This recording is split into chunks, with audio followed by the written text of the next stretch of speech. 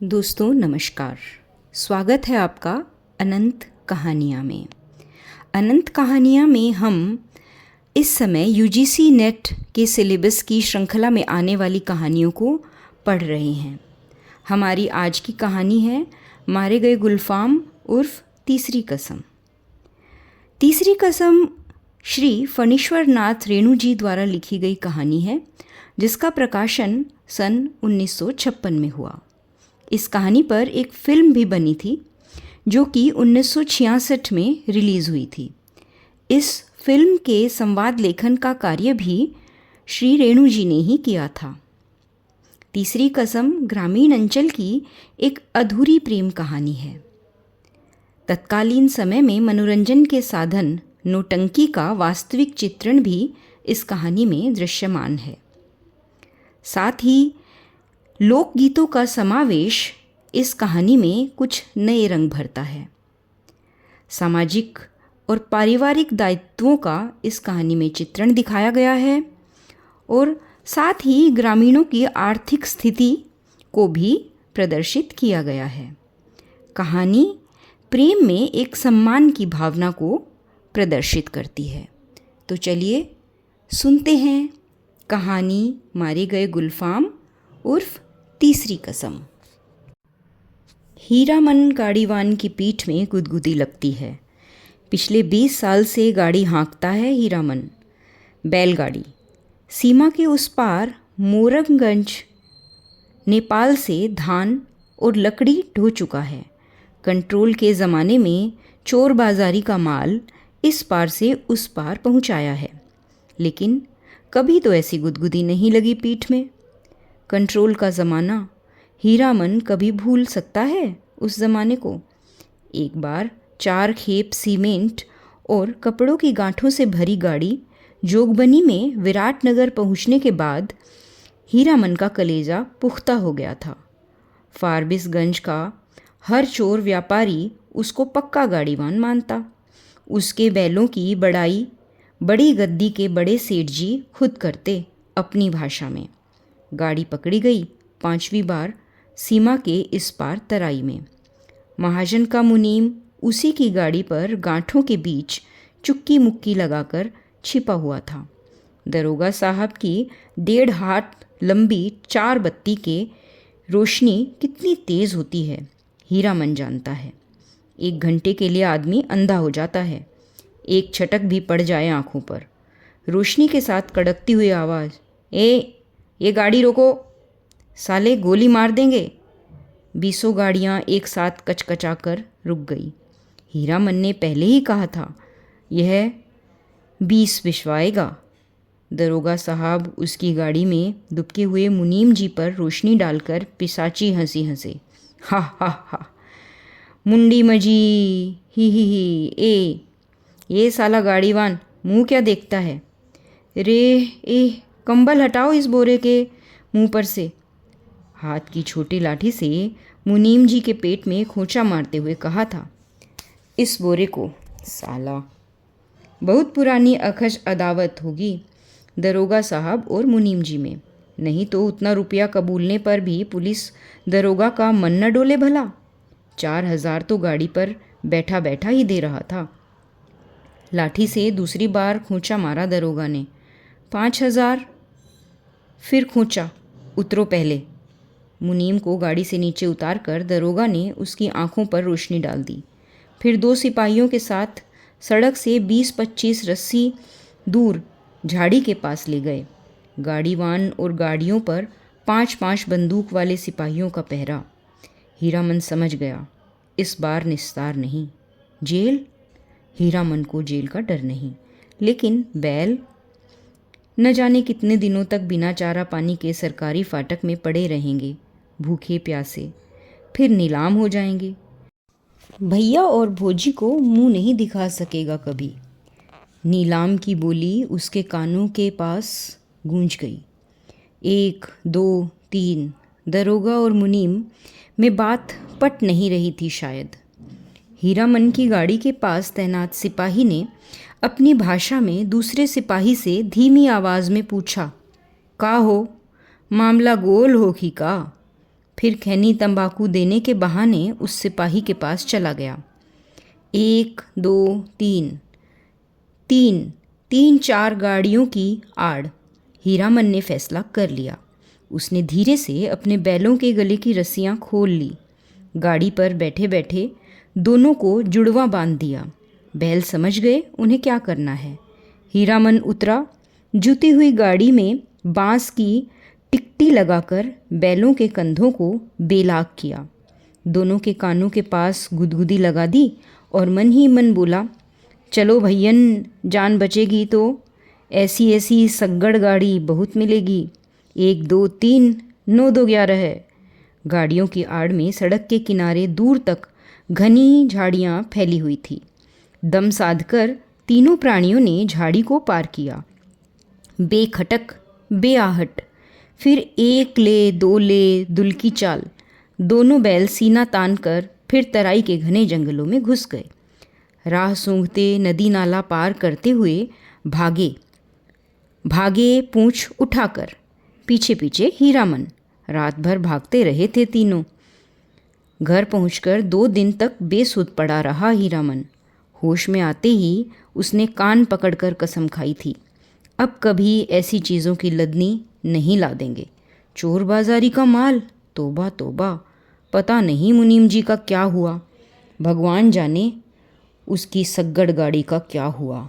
असली इस्पात लोहे की धुरी थी। दोनों पहिए तो नहीं, एक पहिया एकदम नया था। गाड़ी में रंगीन डोरियों के फुंदने बड़े जतन से गूंथे गए थे। 2 कस्में खाई हैं उसने, एक चोर बाजारी का माल नहीं ला देंगे, दूसरी बांस। अपने हर भाड़ेदार से वह पहले ही पूछ लेता, चोरी चमारी वाली चीज़ तो नहीं, और बांस लादने के लिए 50 रुपये भी दे कोई। हीरामन की गाड़ी नहीं मिलेगी, दूसरे की गाड़ी देखे। बांस लदी हुई गाड़ी से 4 हाथ आगे बांस का अगुआ निकला रहता है और पीछे की ओर 4 हाथ पिछुआ। काबू के बाहर रहती है गाड़ी हमेशा।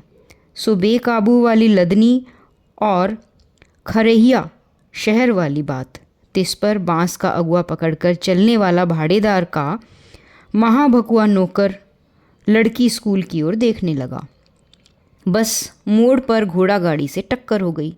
जब तक हीरामन बैलों की रस्सी खींचे तब तक घोड़ा गाड़ी की छतरी बांस के अगुआ में फंस गई। घोड़ा गाड़ी वाले ने तड़ातड़ चाबुक मारते हुए गाली दी थी। बांस की लदनी ही नहीं, हीरामन ने खरहिया शहर की लदनी भी छोड़ दी। और जब फारबिसगंज से मोरंग का भाड़ा ढोना शुरू किया तो गाड़ी ही पार। कई वर्षों तक हीरामन ने बैलों को आधी दारी पर जोता। आधा भाड़ा गाड़ी वाले का और आधा बैल वाले का। हिस गाड़ीवान करो, मुफ्त आधी दारी की कमाई से बैलों के ही पेट नहीं भरते। पिछले साल ही उसने अपनी गाड़ी बनवाई है। देवी मैया भला करे उस सर्कस कंपनी के बाग का। पिछले साल इसी मेले में बाग गाड़ी को ढोने वाले दोनों घोड़े मर गए। चंपानगर से फारबिसगंज मेला आने के समय सर्कस कंपनी के मैनेजर ने गाड़ीवान पट्टी में ऐलान करके कहा, 100 रुपया भाड़ा मिलेगा। 1-2 गाड़ीवान राजी हुए, लेकिन उनके बैल बाघ गाड़ी से 10 हाथ दूर से ही डर से डिरकने लगे, बाँ रस्सी तुड़ाकर भागने लगे। हीरामन ने अपने बैलों की पीठ सहलाते हुए कहा, देखो भैयन, ऐसा मौका फिर हाथ ना आएगा। यही मौका है अपनी गाड़ी बनवाने का, नहीं तो फिर आधी दारी। अरे पिंजरे में बंद बाघ का क्या डर, मोरंग की तराई में दहाड़ते हुए बाघों को देख चुके हो। फिर पीठ पर तो मैं हूँ ही। गाड़ी वालों के दल में तालियां पटपटा उठी थी एक साथ। सभी की लाज रख ली हीरामन के बैलों ने। हुमक कर आगे बढ़ गए और बाग गाड़ी में जुट गए, एक एक करके। सिर्फ दाहिने बैल ने जुटने के बाद ढेर सारा पेशाब कर दिया। हीरामन ने 2 दिन तक नाक से कपड़े की पट्टी नहीं खोली थी। बड़ी गद्दी के बड़े सेठ जी की तरह नकबंधन लगाए बिना बगाइन गंध बर्दाश्त नहीं कर सकता कोई। बाग गाड़ी की गाड़ीवानी की है हीरामन ने, कभी ऐसी गुदगुदी नहीं लगी पीठ में। आज रह रहकर उसकी गाड़ी में चंपा का फूल महक उठता है। पीठ में गुदगुदी लगने पर वह अंगोछे से पीठ झाड़ लेता है। हीरामन को लगता है 2 वर्ष से चंपानगर मेले की भगवती मैया उस पर प्रसन्न है। पिछले साल बागगाड़ी जुट गई। नगद 100 रुपये भाड़े के अलावा बुताद, चाह, बिस्कुट और रास्ते भर बंदर, भालू और जोकर का तमाशा देखा सो फोकट में। और इस बार यह जनानी सवारी औरत है या चंपा का फूल, जब से गाड़ी मह मह महक रही है। कच्ची सड़क के एक छोटे से खड्ड में गाड़ी का दाहिना पहिया बेमौके हिचकोला खा गया। हीरामन की गाड़ी से एक हल्की सिस की आवाज़ आई। हीरामन ने दाहिने बैल को दुआली से पीटते हुए कहा, साला क्या समझता है, बोरे की लदनी है क्या? आहा, मारो मत। अनदेखी औरत की आवाज़ ने हीरामन को अचरज में डाल दिया। बच्चों की बोली जैसी महीन फेनू गिलासी बोली। मथुरा मोहन नौटंकी कंपनी में लैला बनने वाली हीराबाई का नाम किसने नहीं सुना होगा भला। लेकिन हीरामन की बात निराली है। उसने 7 साल तक लगातार मेलों की लदनी लादी है। कभी नौटंकी थिएटर या बाइस्कोप सिनेमा नहीं देखा। लैला या हीराबाई का नाम भी उसने नहीं सुना कभी। देखने की क्या बात। सो मेला टूटने के 15 दिन पहले आधी रात की बेला में काली ओढ़नी में लिपटी औरत को देखकर उसके मन में खटका अवश्य लगा था। बक्सा ढोने वाले नौकर से गाड़ी भाड़ा में मोल मोलाई करने की कोशिश की तो ओढ़नी वाली ने सिर हिलाकर मना कर दिया। हीरामन ने गाड़ी जोतते हुए नौकर से पूछा, क्यों भैया, कोई चोरी चमारी का माल वाल तो नहीं? हीरामन को फिर अचरज हुआ। बक्सा ढोने वाले आदमी ने हाथ के इशारे से गाड़ी हाँकने को कहा और अंधेरे में गायब हो गया। हीरामन को मेले में तंबाकू बेचने वाली बूढ़ी की काली साड़ी याद आ गई थी। ऐसे में कोई क्या गाड़ी हाँके? एक तो पीठ में गुदगुदी लग रही है, दूसरे रह रहकर चंपा का फूल खिल जाता है। उसकी गाड़ी में बैलों को डांटो तो इस बिस करने लगती है। उसकी सवारी औरत अकेली, तंबाकू बेचने वाली बूढ़ी नहीं। आवाज़ सुनने के बाद वह बार बार मुड़कर टप्पर में एक नज़र डाल देता है। अंगोछे से पीठ झाड़ता है। भगवान जाने क्या लिखा है इस बार उसकी किस्मत में। गाड़ी जब पूरब की ओर मुड़ी, एक टुकड़ा चांदनी उसकी गाड़ी में समा गया। सवारी की नाक पर एक जुगनू जगमगा उठा। हीरामन को सब कुछ रहस्यमय, अजगुत अजगुत लग रहा है। सामने चंपानगर से सिंधिया गांव तक फैला हुआ मैदान। कहीं डाकिन पिशाचिन तो नहीं। हीरामन की सवारी ने करवट ली। चांदनी पूरे मुखड़े पर पड़ी तो हीरामन चीखते चीखते रुक गया। अरे बाप, ये तो परी है। परी की आंखें खुल गई। हीरामन ने सामने सड़क की ओर मुंह कर लिया और बैलों को टिटकारी दी। वह जीप को तालू से सटाकर टी टी टी टी आवाज़ निकालता है। हीरामन की जीप न जाने कब से सूखकर लकड़ी जैसी हो गई थी। भैया, तुम्हारा नाम क्या है? हू बहू फेनू गिलास। हीरामन के रोम रोम बज उठे। मुंह से बोली नहीं निकली। उसके दोनों बैल भी कान खड़े करके इस बोली को परखते हैं। मेरा नाम है हीरामन। उसकी सवारी मुस्कुराती है। मुस्कुराहट में खुशबू है। तब तो मैं मीता कहूँगी, भैया नहीं। मेरा नाम भी हीरा है। इस हीरामन को प्रतीत नहीं, मर्द और औरत के नाम में फ़र्क होता है। हाँ जी, मेरा नाम भी हीराबाई है। कहाँ हीरामन और कहाँ हीराबाई, बहुत फ़र्क है।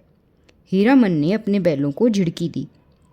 कान चुनियाकर गप सुनने से ही 30 कोस मंजिल कटेगी क्या? इस बाएं नाटे के पेट में शैतानी भरी है। हीरामन ने बाएं बैल को दुआली की हल्की झड़प दी। मारो मत, धीरे चलने दो, जल्दी क्या है? हीरामन के सामने सवाल उपस्थित हुआ। वह क्या कहकर गप करे हीराबाई से?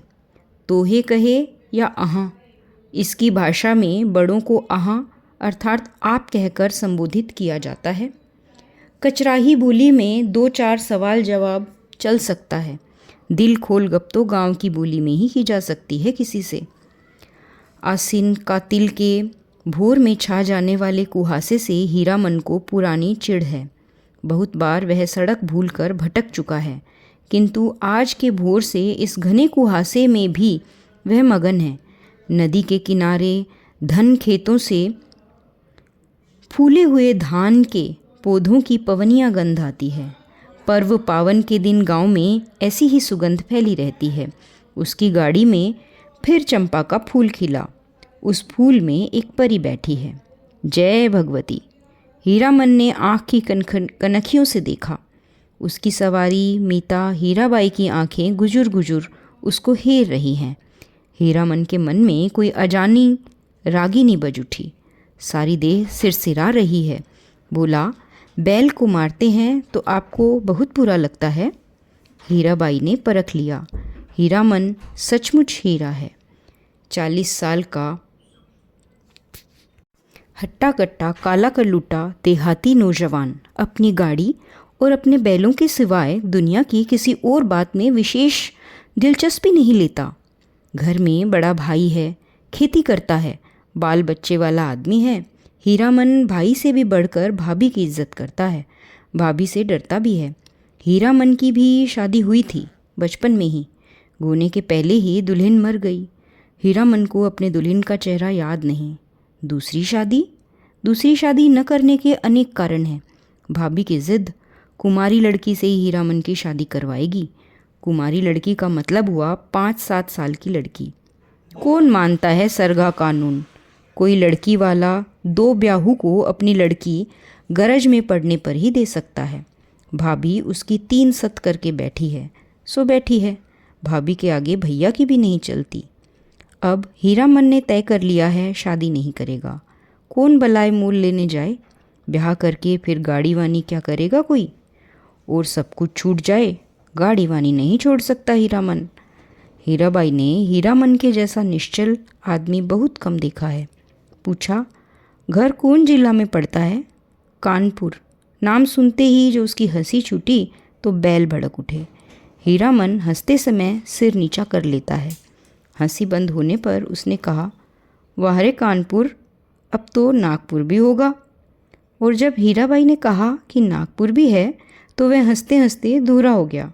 वाह रे दुनिया, क्या क्या नाम होता है। कानपुर, नागपुर। हीरामन ने हीराबाई के कान के फूल को गौर से देखा।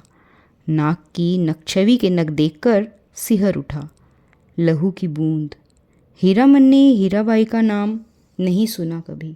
नौटंकी कंपनी की औरत को वह बाईजी नहीं समझता। कंपनी में काम करने वाली औरतों को वह देख चुका है। सर्कस कंपनी की मालकिन अपनी दोनों जवान बेटियों के साथ बाग गाड़ी के पास आती थी। बाग को चारा पानी भी देती थी, प्यार भी करती थी खूब। हीरामन के बैलों को भी डबल रोटी बिस्कुट खिलाया था बड़ी बेटी ने। हीरामन होशियार है। कुहासा छटते ही अपनी चादर से टप्पर में पर्दा कर दिया। बस 2 घंटा, उसके बाद रास्ता चलना मुश्किल है। कार्तिक की सुबह की धूप आप बर्दाश्त न कर सकिएगा। कजरी नदी के किनारे तेगछिया के पास गाड़ी लगा देंगे दोपहरिया काट कर। सामने से आती हुई गाड़ी को दूर से ही देखकर वह सतर्क हो गया। लीक और बैलों पर ध्यान लगाकर बैठ गया। राह काटते हुए गाड़ीवान ने पूछा, मेला टूट रहा है क्या भाई? हीरामन ने जवाब दिया, वह मेले की बात नहीं जानता। उसकी गाड़ी पर बिदागी, नहर या ससुराल जाती हुई लड़की है। न जाने किस गांव का नाम बता दिया हीरामन ने। छत्तापुर पचीरा कहाँ है? कहीं हो, यह लेकर आप क्या करिएगा? हीरामन अपनी चतुराई पर हंसा। पर्दा डाल देने पर भी पीठ में गुदगुदी लगती है। हीरामन पर्दे के छेद से देखता है। हीराबाई एक दिया सलाई की डिब्बी के बराबर आईने में अपने दांत देख रही है। मदनपुर मेले में एक बार बैलों को नन्ही चित्ती कोड़ियों की माला दी थी हीरामन ने, छोटी छोटी नन्ही कोड़ियों की 5। तेगछिया के 3 पेड़ दूर से ही दिखाई पड़ते हैं। हीरामन ने पर्दे को ज़रा सरकाते हुए कहा, देखिए यही है तेगछिया। 2 पेड़ जटामासी बड़ है और एक उस फूल का क्या नाम है? आपके कुर्ते पर जैसा फूल छपा हुआ है वैसा ही, खूब महकता है। 2 कोस दूर तक गंध जाती है। उस फूल को खमीरा तंबाकू में डालकर पीते भी हैं लोग। और उस अमराई की आड़ से कई मकान दिखाई पड़ते हैं। वहाँ कोई गांव है या मंदिर? हीरामन ने बीड़ी सुलगाने से पहले पूछा। बीड़ी पिए? आपको गंध तो नहीं लगेगी? वही है नाल मगर ड्योढ़ी। जिस राजा के मेले से हम लोग आ रहे हैं उसी का दियाद गोतिया है। जा रे जमाना। हीरामन ने जा रे जमाना कहकर बात को चाशनी में डाल दिया। हीराबाई ने टप्पर के पर्दे को तिरछे खोस दिया। हीराबाई की दंत पंक्ति। कौन जमाना? ठुड्डी पर हाथ रखकर साग्रह बोली। नाम लगर ड्योढ़ी का ज़माना। क्या था और क्या से क्या हो गया? हीरामन गप रसाने का भेद जानता है। हीराबाई बोली, तुमने देखा था वह ज़माना? देखा नहीं, सुना है। राज कैसे गया? बड़ी हैफ वाली कहानी है। सुनते हैं घर में देवता ने जन्म ले लिया। कहिए भला, देवता आखिर देवता है या नहीं? इंद्रासन छोड़कर मृत्यु भुवन में जन्म ले ले तो उसका तेज कैसे संभाल सकता है कोई? सूरजमुखी फूल की तरह माथे के पास तेज खिला रहता है, लेकिन नज़र का फेर किसी ने नहीं पहचाना। एक बार उपलैन में लाट साहब मैं लाटनी के हवा गाड़ी से आए थे, लाट ने भी नहीं पहचाना। आखिर लटनी ने। सूरजमुखी तेज देखते ही बोल उठी, ए मैन राजा साहब सुनो, यह आदमी का बच्चा नहीं है, देवता है। हीरामन ने लाटनी की बोली की नकल उतारते समय खूब डैम फैट लेट लिया। हीराबाई दिल खोलकर हंसी। हंसते समय उसकी सारी देह ढुलकती है। हीराबाई ने अपनी ओढ़नी ठीक कर ली।